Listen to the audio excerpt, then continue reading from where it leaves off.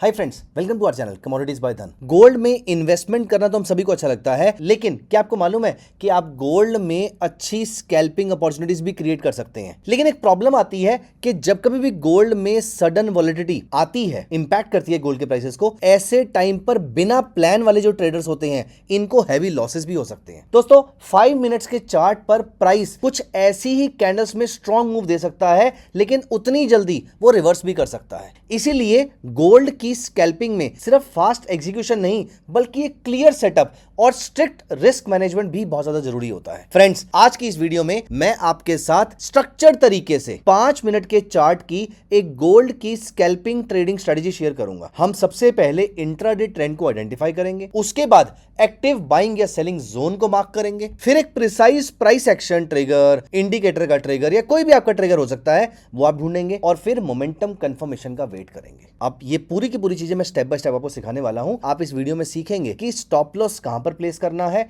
और fast momentum में partial या कंप्लीट प्रॉफिट बुकिंग कैसे करनी है, कहां पर करनी है। हम बेस्ट ट्रेडिंग कंडीशंस के साथ उन सिचुएशंस को भी कवर करेंगे जहां पर गोल्ड स्कैल्पिंग अवॉइड करना ज्यादा बेटर होता। मतलब कंडीशंस मीट कर रही हैं, लेकिन हमने फिर भी अवॉइड किया। देखिए, ऑब्जेक्टिव ज्यादा ट्रेड्स लेने का नहीं है, बल्कि कंट्रोल्ड रिस्क के साथ शॉर्ट और पावरफुल मूव्स कैप्चर करने का है। तो आइए विदाउट एनी डिले मैं आपको लेकर चलता हूं धन चार्ट्स पे। धन चार्ट्स पे सारे फीचर्स अवेलेबल हैं जो आपकी हेल्प करेंगे गोल्ड की स्कैल्पिंग को कैच करने के लिए। दोस्तों, आप चाहें तो स्ट्रैटेजी को डेस्क पे यूज कर सकते हैं या फिर धन चार्ट्स पे यूज कर सकते हैं। मैं आपको धन चार्ट्स पे लेकर चलता हूं, और मैंने आपको पहले से बता दिया है कि हम स्कैल्पिंग के लिए 5 मिनट्स का टाइम फ्रेम यूज करने वाले हैं। तो यहां पर हमने गोल्ड का 5 मिनट्स का टाइम फ्रेम यूज किया। हमारी कोशिश रहेगी कि अप्रोक्सीमेटली 200 से 500 रुपए के आसपास का मूव मिल जाए। ये छोटा मूव नहीं होता। अब आप चाहें तो गोल्ड पेटल में ट्रेड कर सकते हैं, गोल्ड 10 में कर सकते हैं, गोल्ड गिनी में कर सकते हैं, गोल्ड मिनी में कर सकते हैं, या फिर पूरे के पूरे बड़े वाला जो गोल्ड होता है 1 किलो वाला, उसमें भी कर सकते हैं। लेकिन करना क्या है, सबसे पहले ढूंढना है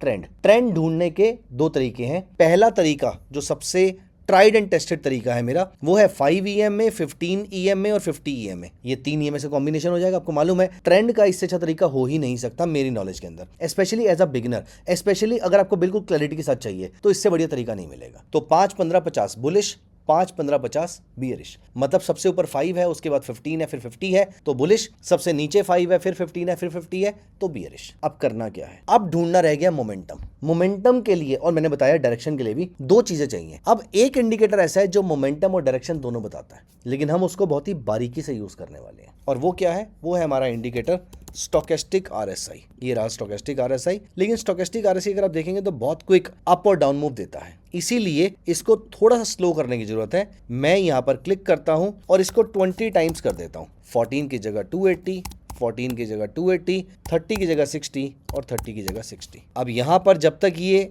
बुलिश चल रहा है तो प्राइसेस बुलिश है, जब ये बीरिश हो जाएगा तो प्राइसेस बियरिश हो जाएंगे। लेकिन मोमेंटम कहां पर आया, अब आएगी इस पूरी स्ट्रेटजी की सबसे खास बात, मोमेंटम। मोमेंटम कैसे मिलेगा, उसके लिए हम यूज करेंगे एवरेज डायरेक्शनल इंडेक्स। ये बताता है मोमेंटम। इसकी प्रॉब्लम ये है कि डायरेक्शन नहीं बता सकता, ये सिर्फ मोमेंटम ही बता सकता है। अगर ADX की वैल्यू 20 से ऊपर है तो मोमेंटम स्ट्रांग है, अगर ADX की वैल्यू 20 से नीचे है तो मोमेंटम वीक है। अब यहां पर 2 पार्ट्स में स्ट्रेटजी को डिवाइड कर लेते हैं, रादर 2 पार्ट्स में आपको और मेरे को डिवाइड कर लेते हैं। अगर आप एग्रेसिव हैं तो ADX 20, अगर आप कंजर्वेटिव हैं तो ADX 30। क्या 30 ज्यादा सेफ ट्रेड प्रोवाइड करता है? हाँ, लेकिन क्या ये ज्यादा प्रॉफिट देता है? ये जरूरी नहीं है। उसका रीजन ये है, लेट सिग्नल देगा तो कंफर्ट लेवल अच्छा हो जाएगा, प्रिपेयर कर पाएंगे, कंजर्वेटिव ट्रेडर्स के लिए अच्छा है। लेकिन व्हाट इफ 30 के केस में प्राइसेस अपने टॉप के आसपास चल रहे हो या बॉटम के आसपास चल रहे हो, ये प्रॉब्लम भी हो सकती है। इसीलिए 20 या 30 में से कोई अच्छा बुरा नहीं है। मैंने बोला एग्रेसिव है तो 20, कंजर्वेटिव है तो 30। कंडीशन सेम है। मान लेते हैं हम 20 के एग्जांपल लेके चलेंगे। अगर आपका ADX 20 से ऊपर जाता है और वो अपर ट्रेंडिंग है, अपर ट्रेंडिंग होना ज्यादा इंपॉर्टेंट कंडीशन है, तो 20 से ऊपर और अपर ट्रेंडिंग पहली चीज, ट्रिपल मूविंग एवरेज का सेटअप बना हुआ हो और स्टोकेस्टिक का बाय सेटअप बना हुआ हो। अगर ये 4 कंडीशन मीट हो रही हैं, गोल्ड के 5 मिनट्स के टाइम फ्रेम पे